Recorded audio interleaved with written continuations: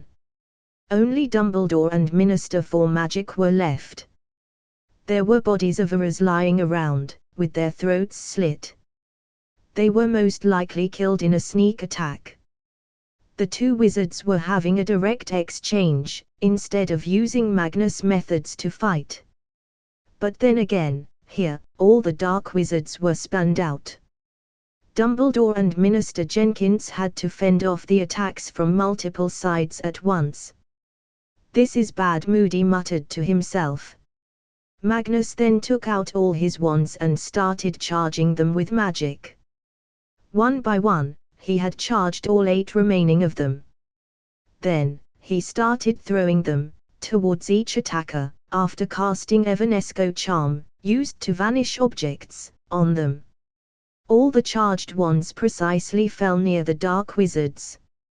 He looked back at Moody. "You know what to do. You deal with the left ones, I will deal with the right ones." Moody nodded. Although he was still on the ground, he had the power to deal the damage. 1, 2, 3. Do it. Incendio. Magnus shouted a fire spell. Confringo. Moody cast a blasting curse. They did it in multiple succession. But it was normal for not all of them to succeed in harming the target because the last 2 attackers got away after hearing the curses. As soon as they saw Magnus, they concentrated their fire on him. Magnus used his wand to decisively counter as many as he could. But, his body was small, and when the body is small, it doesn't matter if you have a lot of magic, because a good push would still move you. TSK. No. Magnus's last remaining wand was about to be destroyed too.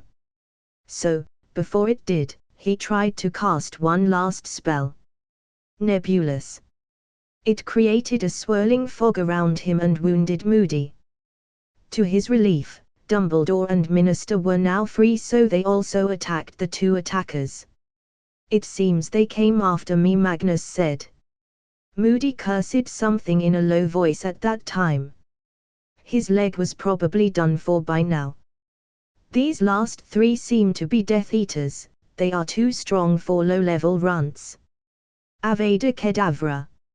Out of nowhere, from behind Magnus, opposite to where Dumbledore was, a green light came towards Magnus. His senses told him to jump to the side, but that would leave Moody in its path as he could not move. Ting ting asterisk. Suddenly, inside Magnus' head, a voice came, "Tilda, you are not ready, but keeping you away from this would be cruelty as you own it. Use these 2 swords, left by Arthur for you. Tilda." Instantly, 2 swords appeared in Magnus' hands. They were long, more than half his height. They looked very old but still in very good condition. Both had a word written on them. One with blue-colored engraving said despair and the other with golden-colored engraving said hope. But he had no idea what they did, so he just held them in front of himself in a cross and let the killing curse strike it. Boom, asterisk. It was as if an energy beam had collided with metal. It created liquid sparks. But the curse was still there. There was no way of stopping a killing curse, except getting out of its way or letting something in front of it. Now, this sword was surely strong enough to fight back the curse, but Magnus' body was not strong enough. His body was being slowly dragged back, towards where Moody was. Magnus gritted his teeth and put pressure on his legs to support himself. Tilda, I need to spend more time on leg day. Tilda, he cursed at himself. Asterisk whoosh asterisk. Just then, Dumbledore appeared behind him and put one hand on Magnus' shoulder, supporting him from going back. Then, he pointed his wand at the Dead Eater, whom Dumbledore immediately recognized. "Lawrence Avery!" he exclaimed. But, he had no care for him as he was a classmate of Tom Riddle and now a Death Eater.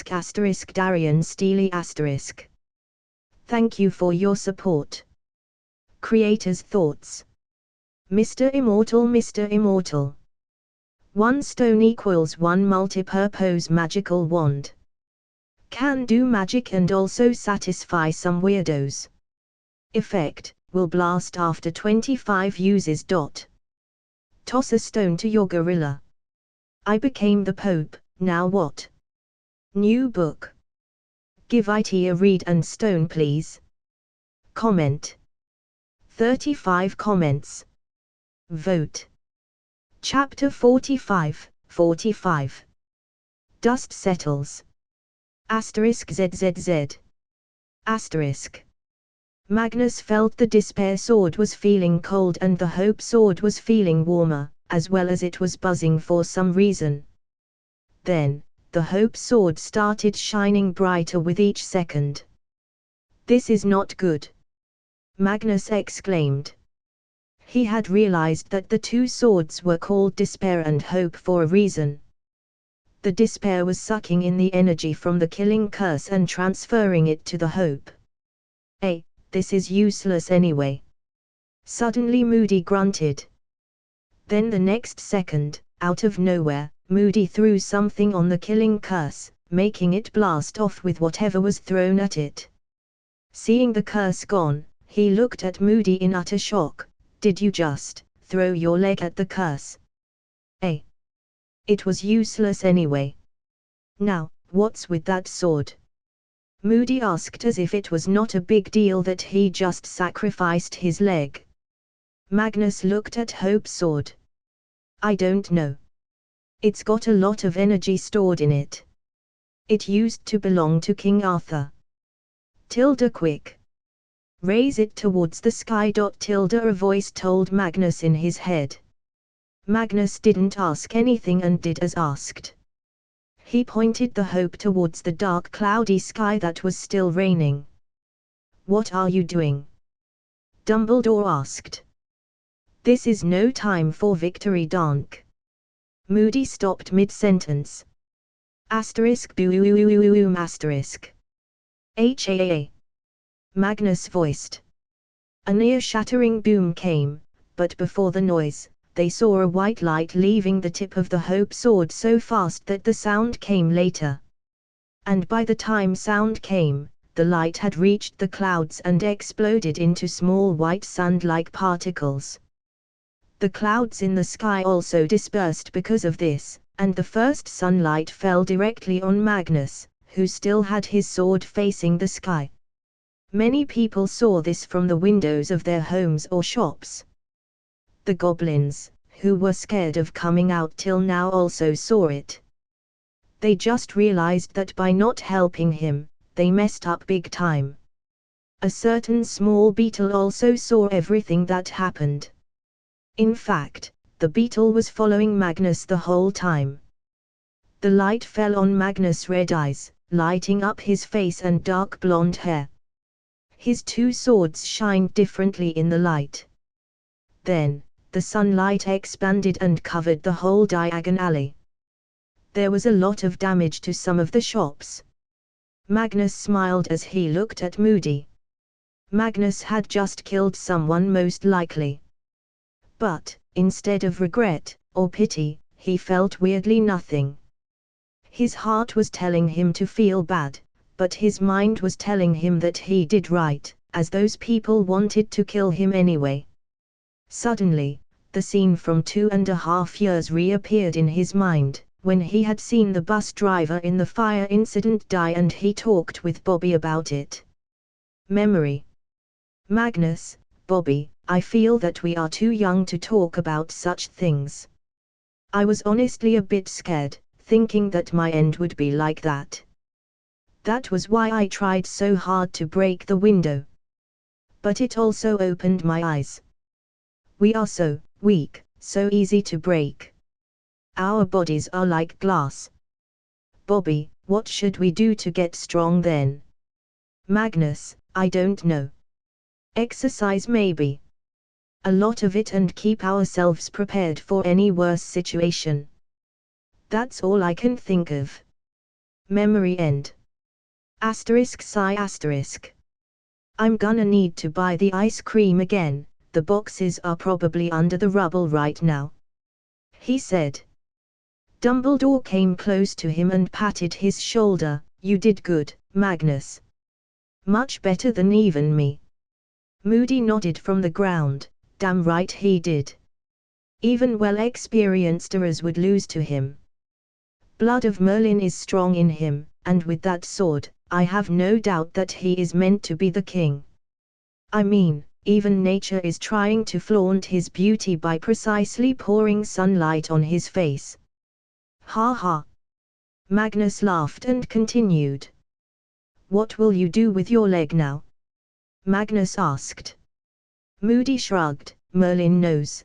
It must be weird hearing us curse in Merlin's name. He slowly got up with the help of Dumbledore. I will get a fake leg now. But at least we got these Death Eaters. But, the cost was also big. You should ask my dad. He is a mechanical engineer. He can make you a metal leg, then all you will need to do is enchant it. Magnus advised. I'll see. Dumbledore, go back to Hogwarts now. Don't need any more attention. He said seriously. Minister of Magic, Eugenia also came. Yes, go back to Hogwarts. Your Majesty, thank you for your help. I would recommend you for the Order of Merlin.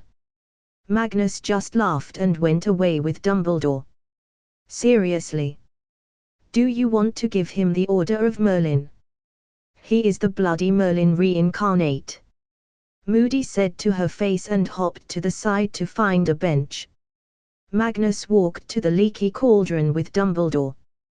Do you feel anything about the two deaths? Dumbledore asked him. Yes, and no. It is unfortunate, but it was necessary. I didn't want to kill them, I just used my powers to the best of my abilities to survive. Magnus answered. Yes, survival is the most important. Losing your life to people like them is one of the worst things that can happen to anyone. As their goal is a path of destruction, and to fight destruction, you need to rebuild it. It also means renovation by changing old things. I have lived with Muggles for many years and I must say, they are tenacious. They suffer and evolve.